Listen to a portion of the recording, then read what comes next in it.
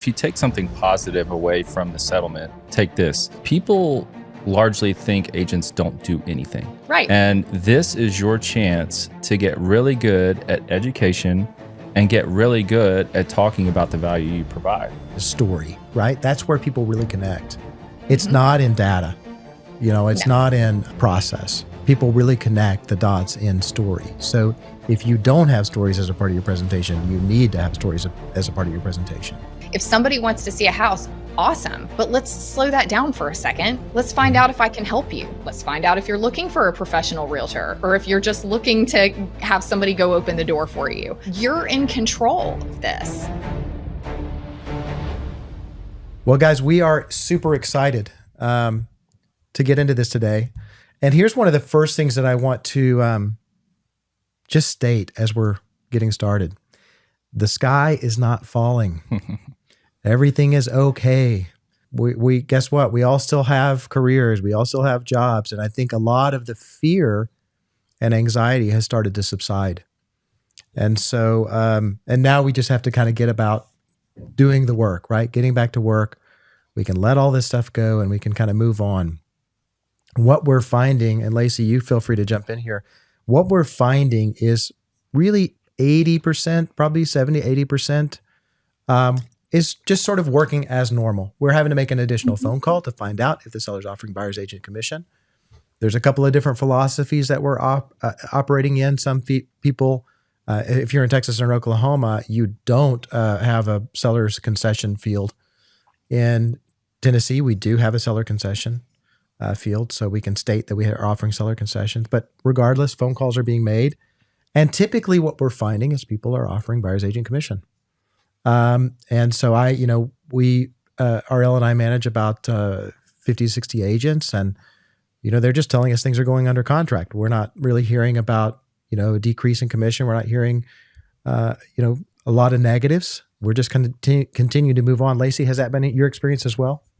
Yes, that's been our experience as well.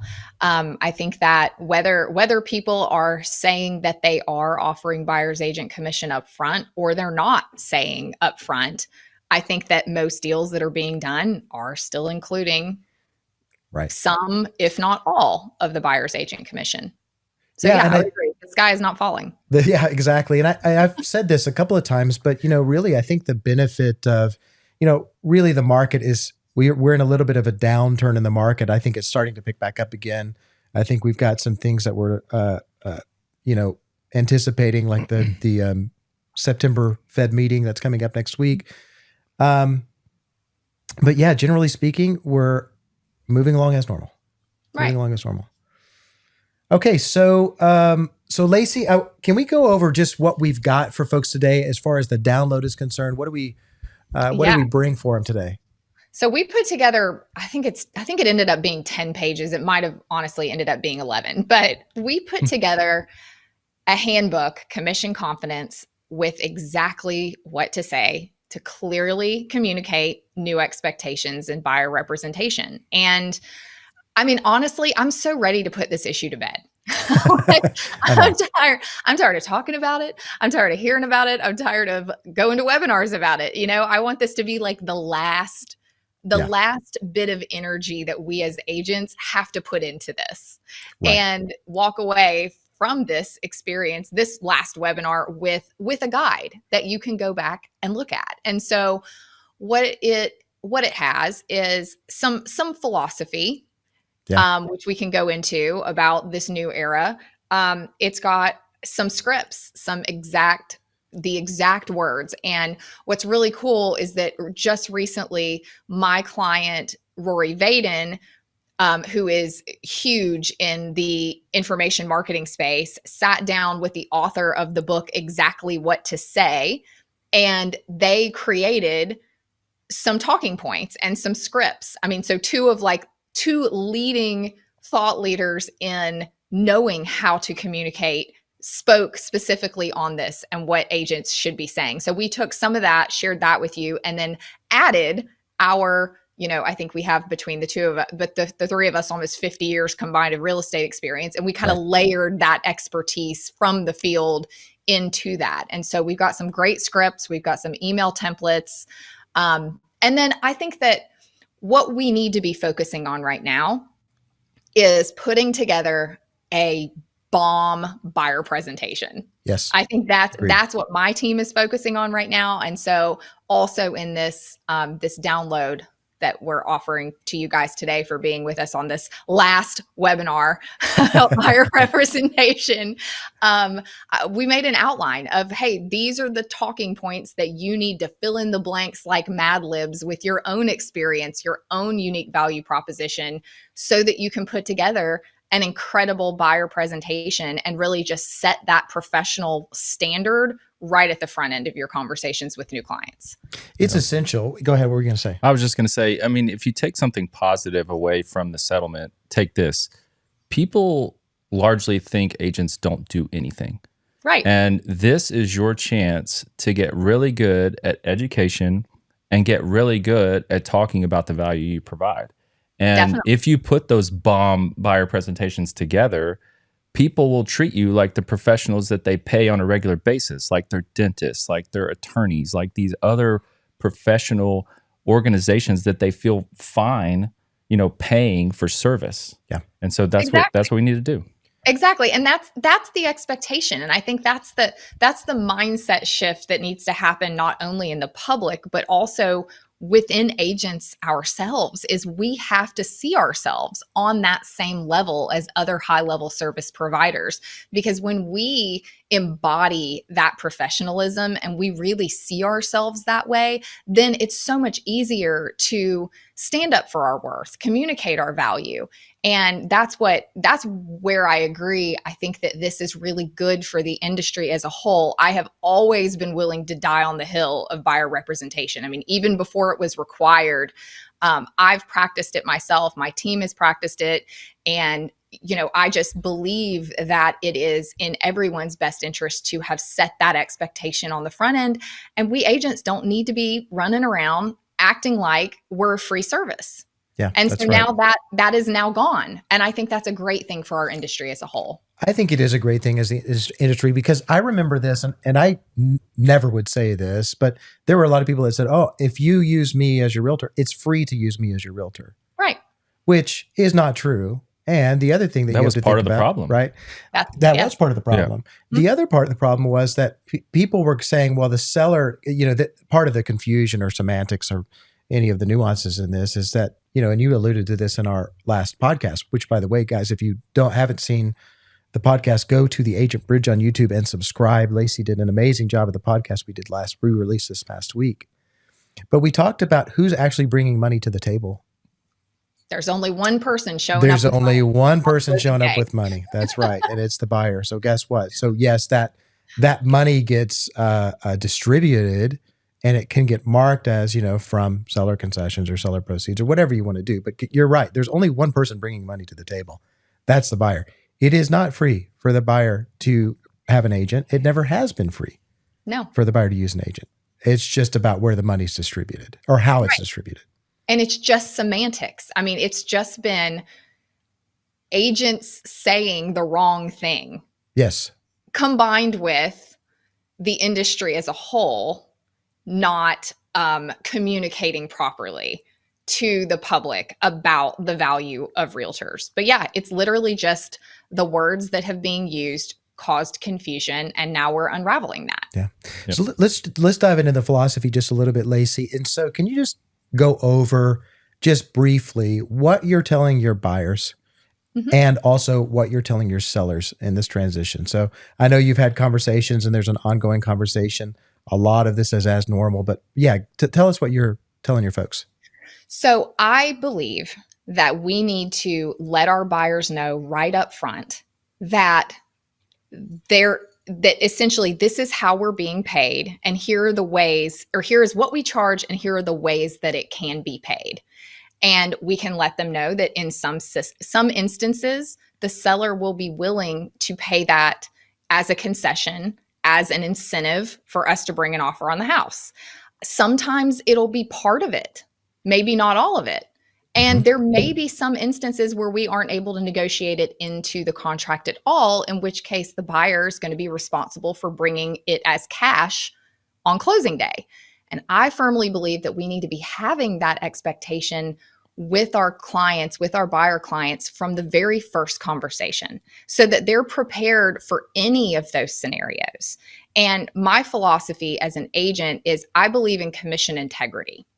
And what that means is I think that we need to set our rates. Now, of course, the law does not dictate, the industry doesn't dictate what we charge, but we as individual practitioners can decide how much we charge sellers, how much we charge buyers.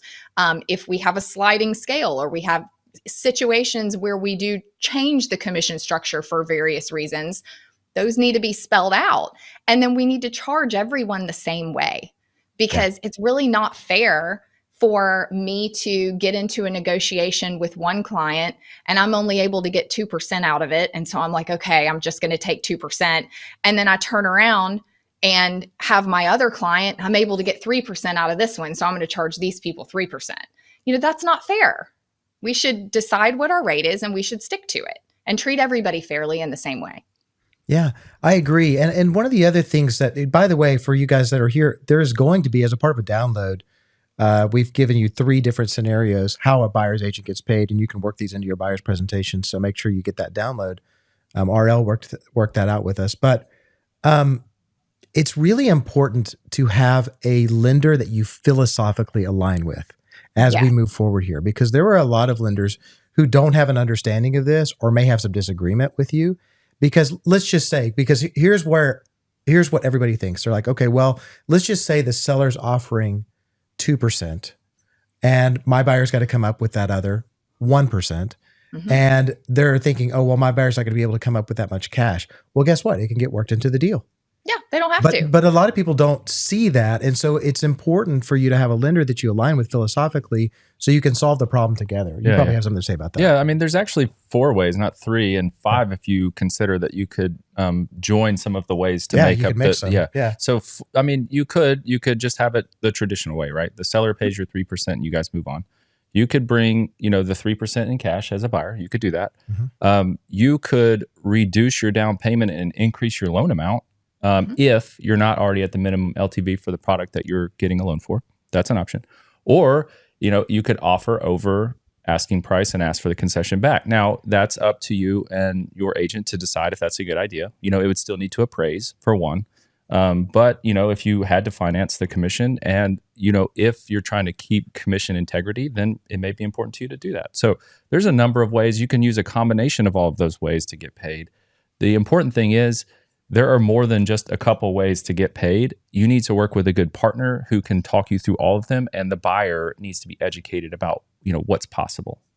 Exactly. It's never been more important that we have good communication with our buyers, financing partners, and make sure that they understand what their options are and make sure that they're all being put out there on the table. And what popped into my mind as you were explaining that was, we do this and we explain things like this in other parts of our business already. For example, when it comes to a repair negotiation, before I get into the repair negotiation, I tell my client, there's a few ways this could go down.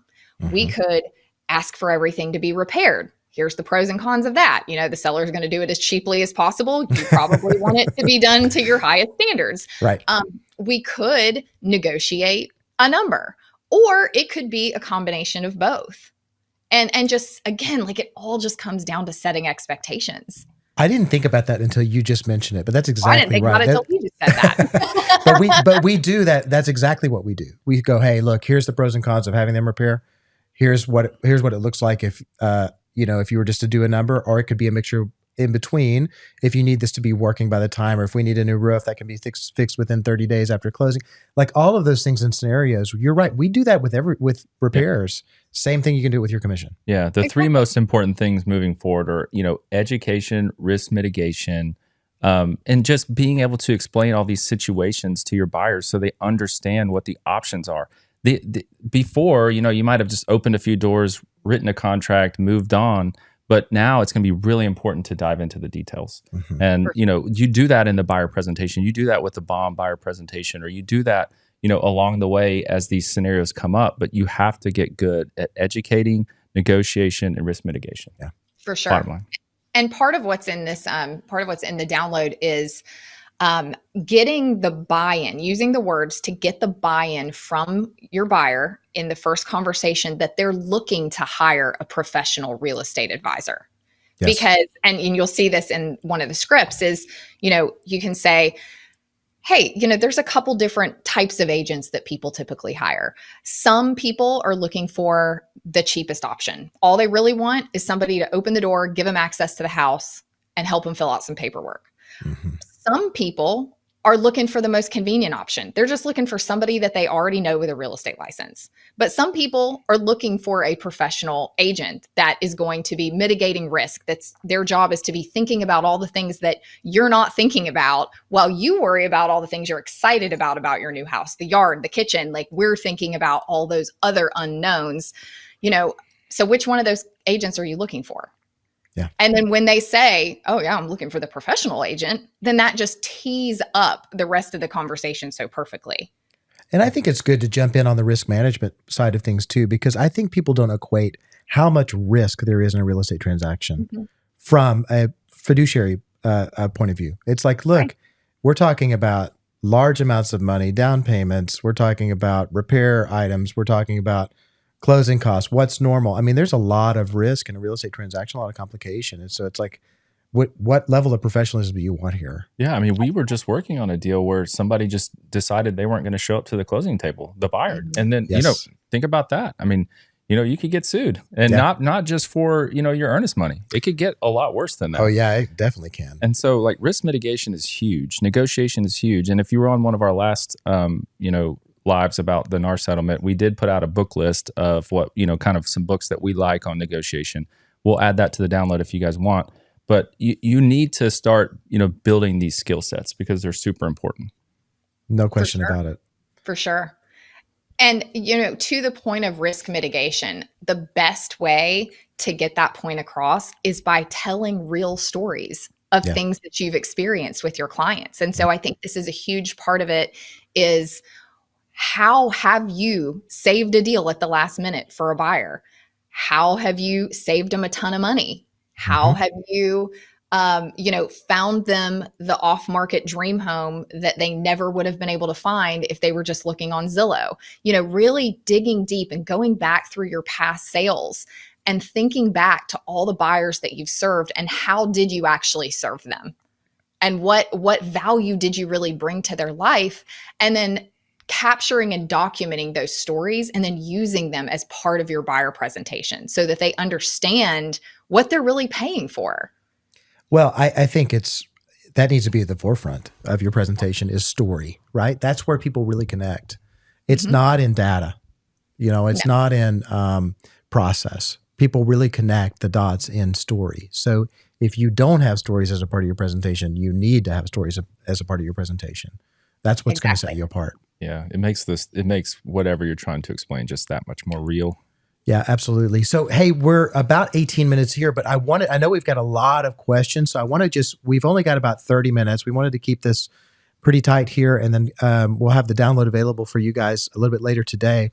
But I want to get to your questions. So what questions do you guys have about the post-settlement era and what you're encountering out there right now? So yeah, feel free to go ahead and drop those questions in the chat box.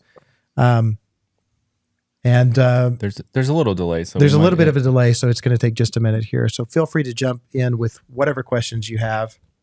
We've got about 50 people on, so I'm sure a lot of you have questions. Yep. Okay, so I'll ask this one. This is Johnny. How do you feel this changes negotiations when the agent is doing 2 transactions for someone, listing, current, and then representing on new purchase? Lacey, do you want to take that one? I mean, I'm not doing anything differently than we've ever done. Yeah.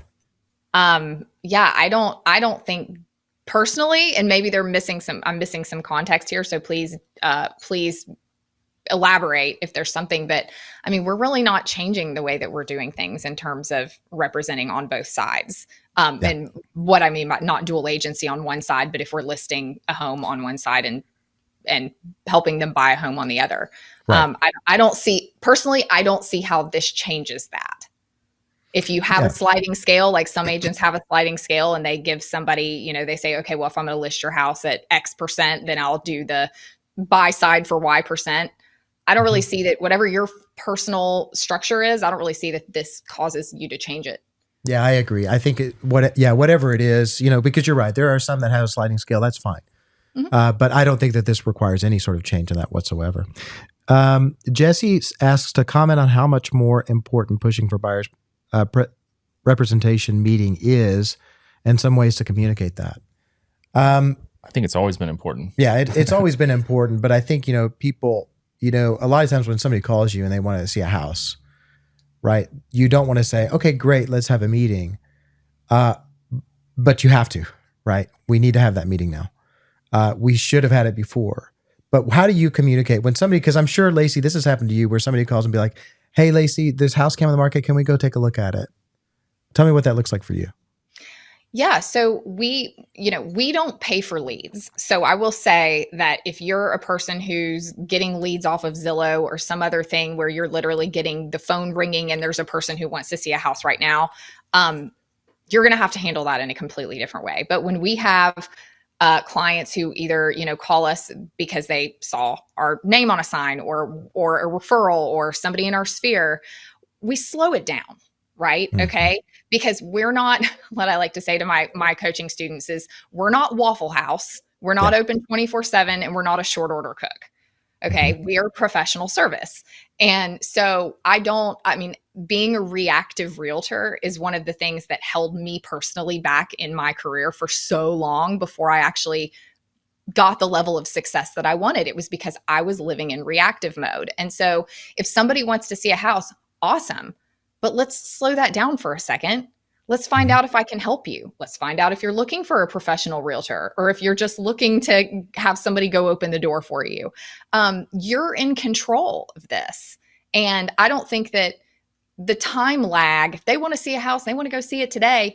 What are we talking about here? We're talking about what, like a 15-minute phone conversation? Mm-hmm. I mean, you can do all of this in an expedited manner. If they really, if they're like, hey, I'm going to be looking for a house in the next few months, great. Let's book a meeting. Let's go meet at Starbucks on this day and time. And I'm going to sit there and I'm going to present all of this to you.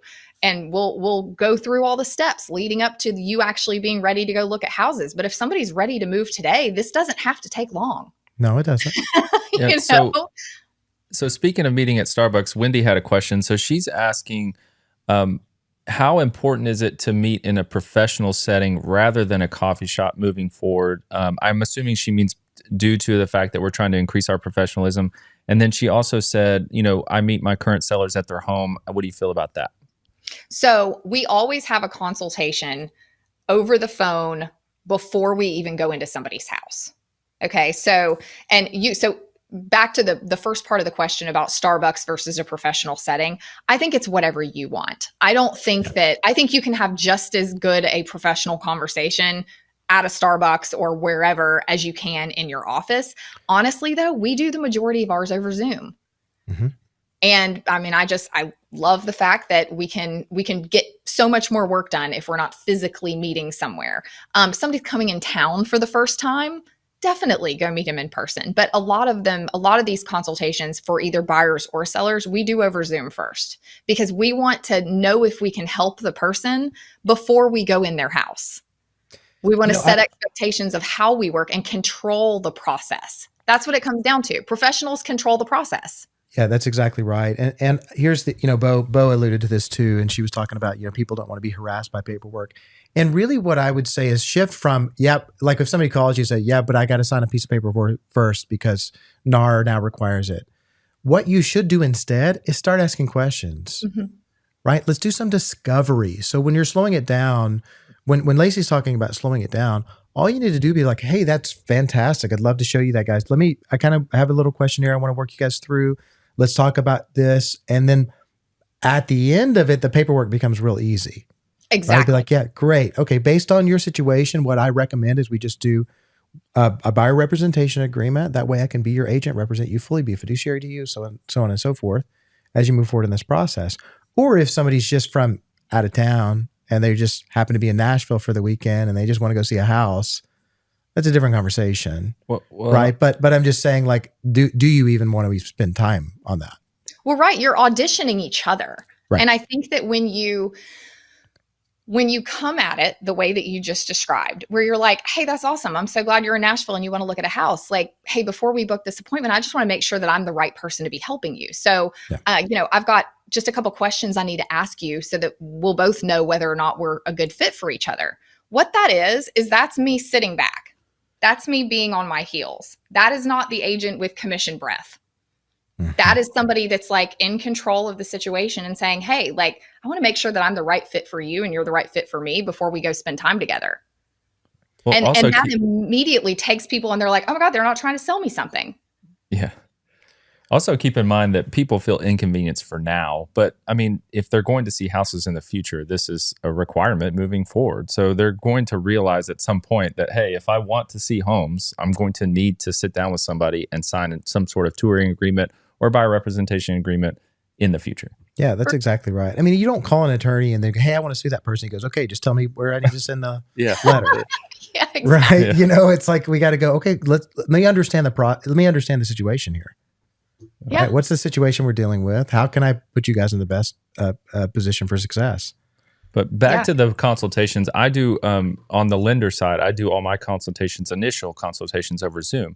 And one of the reasons is, like, if we're to the point where we're applying, I like to walk through like what the process looks like. And sometimes Zoom's the best place for that, not at a coffee shop or whatever. And yeah, I meet people in coffee shops later, but I do think Zoom is the best place for those initial consultations to get to know each other a little bit, see if we're a good fit. And then, maybe if you want to meet in person, that's great.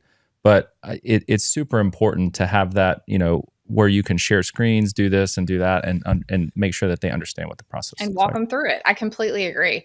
And one of the things that I used to tell people before this was required is that, which might still help the mentality for anybody that's still having a hard time being hung up on it, is that, when you say, hey, in order to work together, I'm going to need you to sign this document.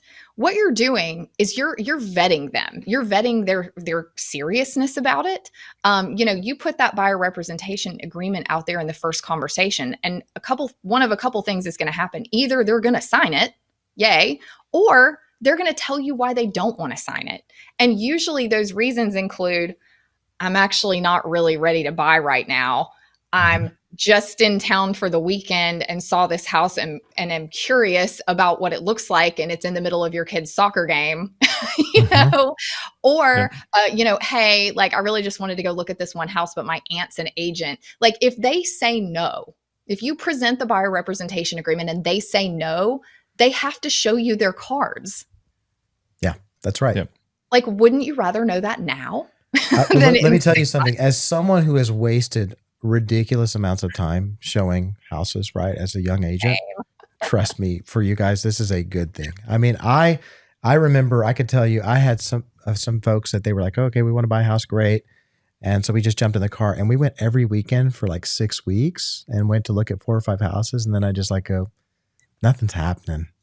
Right. And I'm like, I just had to kind of exit from the situation. But it's like, look, guys, this is a great thing for you as real estate agents, so that you're not wasting time. Emmy asked if we use PowerPoint or something like that to go through our buyer consultations.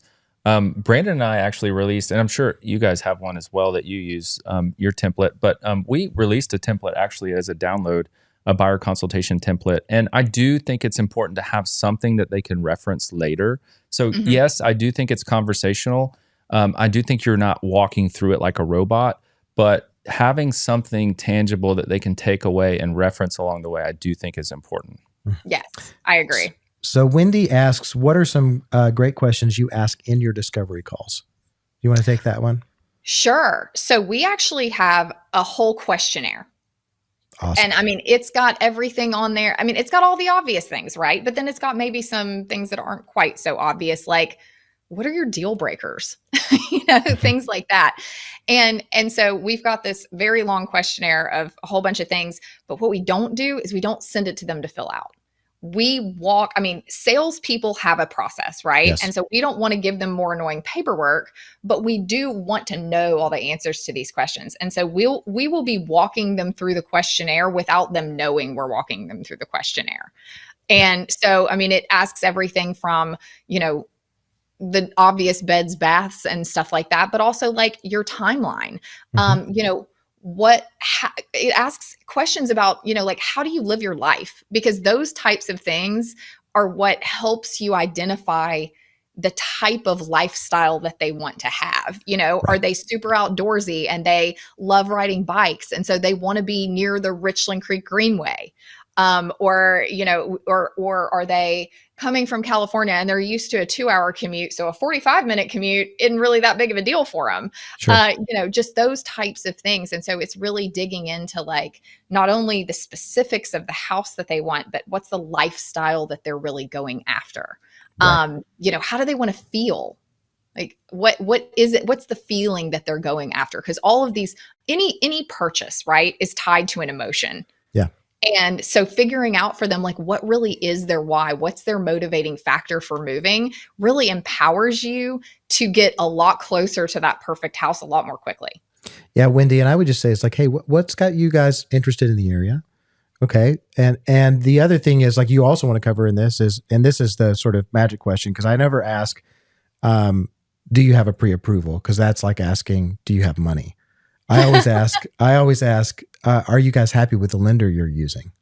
Right. And then that gives me an opportunity. Number one, they go, yeah, well, maybe, right? Or they say yes, or they say, oh, we haven't started working with the lender, but I'm making the assumption so it doesn't sound like I'm asking them if they have money. Right. So I was like, hey, are you happy with the lender you're using?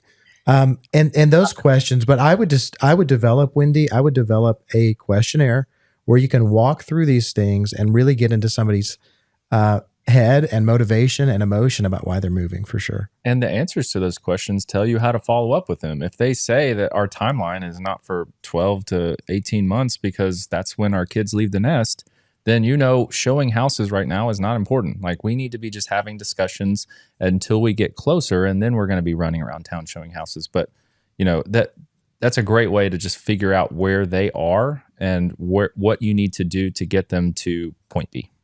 Yeah. Right. And we've got a couple of comments on, just on the general feeling that people are saying like we're getting harassed by the paperwork. I think the reason that they feel that way is because realtors are pushing it the wrong way. I think what I hear real estate agents doing, and this is happening as I go, well, we have to do this now. So before we go do this house, it's the way it's being presented by the real estate professionals is the reason that they're getting harassed, because they're not really interested in learning about the buyer. They're interested in getting a piece of paper signed. So the other thing is, when you're kind of going through these changes, remember there's a macro and there's a micro. The macro is what everybody's saying. The micro is what you can control. Mm-hmm. Right. And what you can control is your own customer interaction and your own customer experience. Because here's what I can tell you. If you do this the right way, and if you have really good conversations with people and ask probing questions and really get to know them, they're not going to feel harassed by paperwork. Well, and the other thing is it's still brand new, right? Yeah. Like in the future, that's just going to be the way it's done, is that you have a consultation and paperwork signed. So wait for this to play out for another couple months. Yeah, absolutely. Again, for you guys that are here, we're going to be releasing the download later today. That's going to have a complete overview. We packed it. It's 4 pages of. It's 10. Yes. Yeah. It's going to be really, really good. So we've got email templates. We've got conversational templates. We've got loan scenario or buyer's agent commission scenarios that you can present. So this is going to be a great download. I'm excited to release that. All right. Okay, I think we're at the end here. We're actually 5 minutes over, so we'll go ahead and wrap up. And we got one more. Yeah. Okay. Wendy asked, "What are some of your value propositions?" Ooh, you're going to see. You're going to be answering that for yourself when you get this download. But some of the things that are on it are how long I've been in real estate, how many buyers I've served in the particular area that they're looking for. Because there's people with a real estate license and there's people who have served a lot of clients in the current market. And those are 2 different things. So I think letting people know the experience you have that's relevant to them in terms of the time, in terms of the location. I think that understanding what your unique value is as an agent, either on the buy side or the sell side, so that you can articulate that. And a great way to figure that out is to go back and look at your testimonials from your past clients. See what themes constantly come up in the way that you're reviewed by people that you've already helped. And if you have not been religious about getting testimonials from your clients, you really, really need to. That needs to be one of your number one priorities, because as a marketing piece, testimonials are more powerful. Somebody saying something about you is 1,000 times more powerful than anything you'll ever say about yourself. Yeah, so go back and get those testimonials and share what other people think about the way you serve them. Yeah. And really, really just lean on your experience and your process. And there's a whole, like we said, there's like sort of a Mad Libs fill in the blank of all of the questions you need to answer for yourself so that you can then turn that around and present that to your buyer. Yeah, absolutely. And then Chris, as a final question, how do we get the download? This is all great info. Watch your email. It's going to be available. We'll also post it in the group as well. So we're really excited to release that. And Lacey, let me just say thank you so much for collaborating with us to bring this information to the agents, and all of your hard work in bringing this together. We really have enjoyed getting to work together with you on this. It's been great. Thank you for the opportunity. Yep. Thank you. Awesome. You guys, hey, everybody have a great week. Stay tuned to the Agent Bridge, to our podcast, to the Facebook page. We're going to continue to bring you great value. Everybody have a good one. We'll talk to you soon. Bye. Bye.